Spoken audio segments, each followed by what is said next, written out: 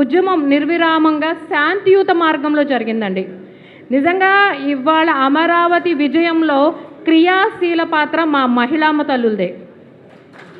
ఇది వాస్తవం. శ్రీరాముడి పట్టాభిషేకం 2024లో జరిగింది చంద్రబాబు నాయుడు గారిది అంటే కూడా ఆ ఉద్యమంలో ఆ పోరాటంలో కూడా అప్పుడు సైకోని ధైర్యంగా ఎదుర్కొంది కూడా మా మహిళలే. ఇది వాస్తవం, ఎవరు ఒప్పుకున్నా ఒప్పుకోకపోయినా. సో మహిళలు చేసే ఏ ఉద్యమం అయినా విజయాన్ని చేకూరుతుందండి. కాబట్టే ఇవాళ అమరావతి చట్టబద్ధత పొందింది. అమరావతిని దేశవ్యాప్తంగా పట్టాభిషేకం చేసినట్టు గౌరవించబడింది చట్టసభల్లో కూడా. రాజధాని ఏది అంటే నా రాజధాని, ప్రజా రాజధాని అమరావతి. మీ ముఖ్యమంత్రి దీన్ని ఇంకా ఇలానే మనం అందరం కూడా ఇంతే యూనిటీగా, ఇప్పుడు మనం గెలిచాము కానీ రాక్షసుడు శాంతం చావలేదు, ఇది మళ్ళీ మొదలవుతూ ఉండొచ్చు. కాబట్టి మనం ఏదైతే ఉద్యమం చేశామో అదే విధంగా మనం మళ్ళీ కూడా రాబోయే రోజుల్లో కూడా రాజకీయంగా మళ్ళీ చంద్రబాబు నాయుడు గారిని గెలిపించుకోవాలి. మన అమరావతిని ఇదే విధంగా దేదీప్యమానంగా ఆంధ్రులందరూ గర్వించదగ్గ రాజధానిని నిర్మించే అవకాశం మనమే సిబిఎన్ గారికి ఇవ్వాలి. ఇది మన అందరి బాధ్యత. నాకు ఈ అవకాశం ఇచ్చిన పెద్దలందరికీ కూడా నా హృదయపూర్వక ధన్యవాదాలండి. 16,000 పంచాయతీల అభివృద్ధికి నిధులిచ్చే వనరు ప్రజా రాజధాని అమరావతి. ఇది రాష్ట్ర భవిష్యత్తుని, మన బిడ్డల భవిష్యత్తుని ప్రపంచవ్యాప్తంగా ఒక కీర్తినిచ్చే ఈ కేంద్రం అమరావతి. గర్వంగా ప్రపంచం ఎక్కడికి పోయిన అమరావతి నాదని మన బిడ్డలు, మన మనవాళ్ళు, మనవరాళ్ళు చెప్పుకునే ఒక కీర్తి పతాక అమరావతి. అట్లాగే మన అందరం ఈ రాజధానిని కాపాడిన మన షరీఫ్ గారికి సలాం చెప్పాలి. అట్లాగే పోరాడిన మహిళలకి, పోరాడిన అమరావతి రైతులకి, వారికి మద్దతు ఇచ్చిన వారికి, ఆ రోజు కౌన్సిల్లో మద్దతు ఇచ్చిన ఎమ్మెల్సీలకి, దీని మొత్తటికి కథానాయకుడైనటువంటి నారా చంద్రబాబు నాయుడు గారికి, యువనేత లోకేష్ బాబు గారికి మనందరం ఈ జాతి అంతా కూడా, తెలుగు జాతి అంతా కూడా ఎంతో రుణపడి ఉన్నాం. ఈ విజయం సందర్భంగా వారిని కూడా మనం గుర్తించాల్సిన అవసరం ఉంది. దీంతో పాటు ఉలిపికట్టు గురించి కూడా మనం ఒక మాట మాట్లాడుకోవాలి. కుండెడు పాలల్లో ఒక్క బొట్టు విషం వేస్తే ఏమవుద్ది? మీ కుండెడు పాలు ఏమవుద్ది ఒక్క విషపు బొట్టుతో? ఏంటి ఆ విషపు బొట్టు? ఈరోజు వీళ్ళు తీర్మానం చేశారు పార్లమెంట్లో, రేపు నేను వస్తాను మళ్ళీ ఇది కాదని తీర్మానం చేస్తానంటున్నాడు. ఈ రకంగా కన్ఫ్యూజ్ చేసేస్తున్నాడు. రేపు వాడు వచ్చి తీర్మానం చేస్తాడు, ఈరోజు ఈ తీర్మానం పోద్ది కదా. ఏం చెప్తారు మీరు? మీ ఊర్లో ఈ మాట వైసీపీ వాడు అడిగాడు అనుకో మిమ్మల్ని, మీరేం చెప్తారు?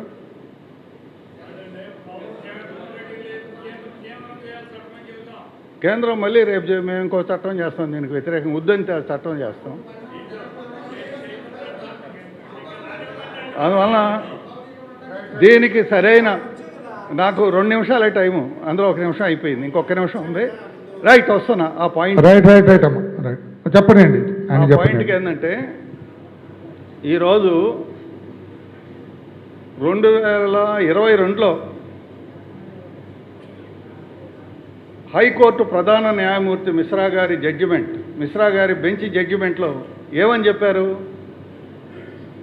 రాజధానిని మార్చే అధికారం ఈ రాష్ట్ర ప్రభుత్వానికి లేదు అని ఆంధ్రప్రదేశ్ హైకోర్టు ప్రధాన న్యాయమూర్తి బెంచ్ చెప్పిందా లేదా?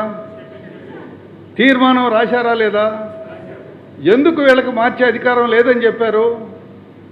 ఇది నీ ఇష్టం, నా ఇష్టం కాదు. ఆ రోజు రైతులకి ఆంధ్రప్రదేశ్ ప్రభుత్వం సిఆర్డీఏ ద్వారా అగ్రిమెంట్ ఇచ్చారు. ఆ అగ్రిమెంట్ మార్చడానికి నువ్వెవడు, నీకు అధికారం ఎవడిచ్చాడు? జగన్ అని కోర్టు నిలేసి నీకు అధికారం లేదని చెప్పిందా లేదా? 151 మంది నీకు ఎమ్మెల్యేలు ఉన్నప్పుడు అప్పుడే మార్చలేని నువ్వు ఇప్పుడేం పీకతావు? అప్పుడెందుకు పీకలేకపోయావు?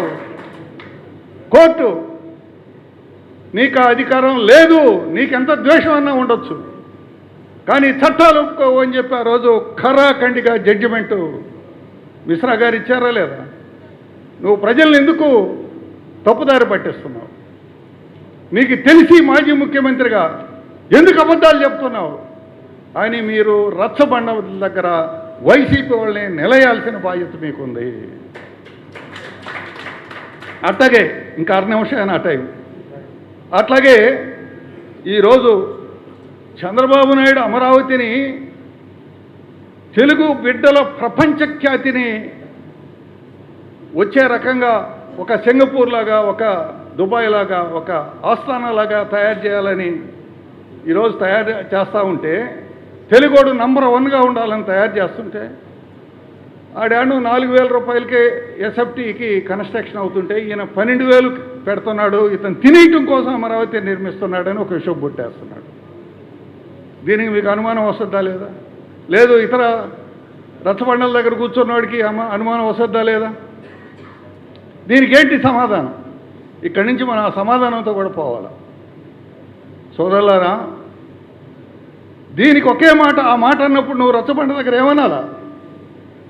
నువ్వు 2 అంతస్తులు కట్టడానికి ఆ ఋషికొండ కొండకు గుండు చేసి 2 అంతస్తులు కట్టడానికి ఒక ఎస్ఎఫ్టీకి నువ్వు ఎంత ఖర్చు పెట్టావురా? ఎంత ఖర్చు పెట్టాడు? నో, ఒక ఎస్ఎఫ్టీకి ఎంత ఖర్చు పెట్టాడు? 26,000 రూపాయలు ఒక ఎస్ఎఫ్టీకి ఖర్చు పెట్టాడు. 500 ఎందుకు చెప్పకూడదు? నువ్వు 50,000 కోట్లు ఖర్చు పెడుతున్నావు అని అంటాడు. దానికి అది మ్యాచ్ కాదు, మిస్ మ్యాచ్.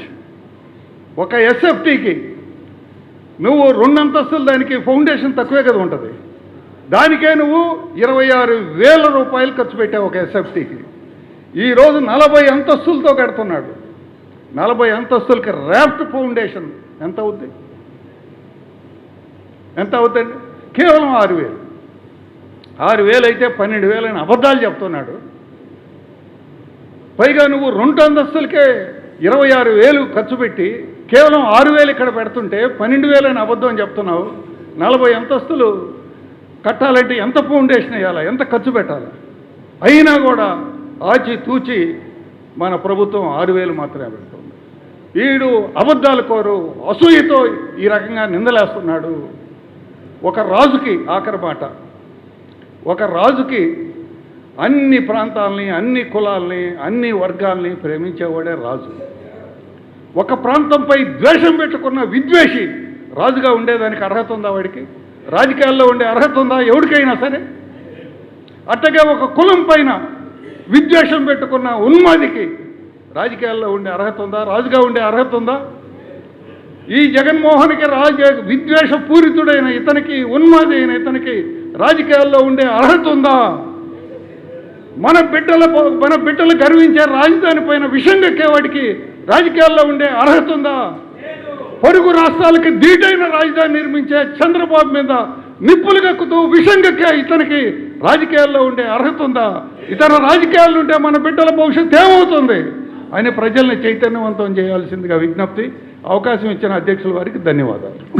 ముందుగా ఈరోజు ఈ కేంద్ర కార్యాలయంలో రాష్ట్రం నలుమూలల నుంచి వచ్చి, దీన్ని మనం ఎప్పుడు పేపర్లో చూస్తాం, సోషల్ మీడియాలో చూస్తూ ఉంటాం. అట్లాంటిది ఈరోజు ఈ పెద్దలందరితో మరి ముఖ్యంగా ఈరోజు 3 రాజధానుల బిల్లుని అడ్డగించి ఈరోజు మనకు అమరావతికి తెప్పించడంలో తన వంతు కీలక పాత్ర పోషించిన షరీఫ్ గారి పక్కన కూర్చొని షరీఫ్ గారిని చూస్తూ ఈ కార్యక్రమాన్ని జరుపుకుంటున్నందుకు మొదటగా మనందరం సంతోషపడాలి. రెండవది, భారతదేశ చరిత్రలో మాకు రాష్ట్రం కావాలి అనుకున్న ప్రతి రాష్ట్రవాసులకి కూడా, రాజధాని లేకుండా రాష్ట్రం కావాలి అని అడిగిన ప్రతి వ్యక్తికి, ప్రతి రాష్ట్రవాసులకి కూడా రాజధాని లేకుండా పంపించారు. మన ఆంధ్రప్రదేశ్ రాష్ట్ర చరిత్ర వేరు. ఆంధ్రప్రదేశ్ రాష్ట్రంలో తెలంగాణ వాళ్ళు రాష్ట్రం కావాలి అన్నారు, ఆంధ్ర వాళ్ళు ఉమ్మడి రాష్ట్రం ఉండాలి అన్నారు.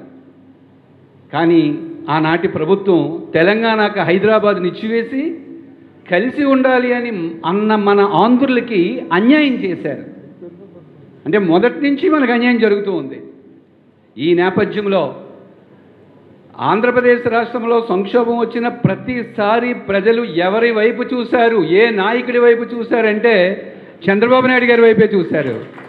అందుకే 2014లో రాష్ట్ర విభజన సమయంలో మరలా రాష్ట్ర ప్రజలు ఎవరి వైపు చూశారంటే ఆ విజన్ ఉన్న ఆ సమర్థవంతుడైన బాబు గారి వైపే చూశారు.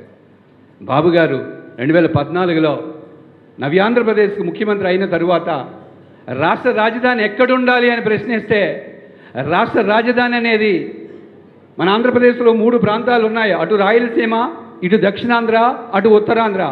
ఈ 3 ప్రాంతాలకి సమ ప్రదేశంలో ఎప్పుడైనా రాజధాని ఉండాలి అనే ఉద్దేశంతో కొన్ని వేల సంవత్సరాలు చరిత్ర కలిగిన ఆంధ్ర శాతవాహనుల కాలం నుంచి ఉన్న అమరావతి పేరు వచ్చేలా, అమరావతి ప్రాంతానికి ప్రాశస్త్యత మరొక్కసారి పెరిగేలా ఆయన ఎంతో ఆలోచించి వ్యక్తిగత అభిప్రాయాలకు చోటు ఇవ్వకుండా అమరావతి అనే పేరుతో ఆయన అమరావతి రాజధానిని ఆయన ఒక్కరే ప్రతిపాదించడం కాదు, ఒక కమిటీని వేసి ఆ కమిటీ సూచన మేరకు అమరావతిని ప్రతిపాదించారు. ఈ అమరావతిని ప్రతిపాదించినప్పుడు నాటి ప్రతిపక్ష నాయకుడిగా ఉన్న వ్యక్తి అమరావతిని మేము ఆమోదిస్తున్నామని చెప్పి ఆ రోజు జగన్మోహన్ రెడ్డి గారు చెప్పారు. కానీ దురదృష్టం కొద్దీ ఆయన అధికారంలోకి వచ్చిన తరువాత ఈ అమరావతిని 3 ముక్కలాట అని చెప్పి 3 రాజధానులు అని చెప్పి ప్రజల్లో మోసగించాడు. అంటే 2 సార్లు మాట తప్పాడు. మరలా ఈరోజు మాట తప్పి పిచ్చి పిచ్చి కారుకోతలకు వస్తున్నాడు. రాష్ట్ర ప్రజలందరూ చూస్తున్నారు. మతి భ్రమించి మాట్లాడుతున్నారా అనే విషయాన్ని విద్యావంతులు కూడా సోషల్ మీడియాలో ట్రోల్ చేస్తున్నారు. తెలుగుదేశం పార్టీ నాయకులు ట్రోల్ చేయడం పెద్ద గొప్ప ఏం కాదండి. ఎందుకంటే మన నాయకుడు మన రాజధాని అన్నట్టు కూడా మనకు ఫీలింగ్ ఉండొచ్చు. బట్ ఈరోజు తటస్థ వ్యక్తి విద్యావంతుడు కూడా వీళ్ళకి ఏమైనా పిచ్చి పట్టిందా అని చెప్పి సోషల్ మీడియాలో ట్రోల్ చేస్తున్నారంటే ఇక వాళ్ళ గురించి ఏం మాట్లాడుతాం. ఇక చివరిగా నేను చెప్పొచ్చేది ఒకటే, ఆ రోజు 2015లో నరేంద్ర మోడీ గారు భారతదేశ వ్యాప్తంగా ఉన్న పవిత్ర నదీ జలాలన్నింటినీ తీసుకొచ్చి ఆ రోజు మనకి శంకుస్థాపన ఆ రోజు తీసుకొచ్చి ఇచ్చారు. మనందరికీ గుర్తుందే. అలాంటి అమరావతి నిర్మాణం ప్రారంభమైన తరువాత ఈ వైసీపీ ప్రభుత్వం వచ్చి దీన్ని పక్కన పెట్టి నాశనం చేసింది. 5 సంవత్సరాలు అమరావతి రైతులు, అమరావతి ప్రజలు ఎన్ని ఇబ్బందులు పడ్డారనేది మనందరికీ తెలుసు. ఇప్పుడే అశోక్ బాబు గారు కూడా చెప్పారు.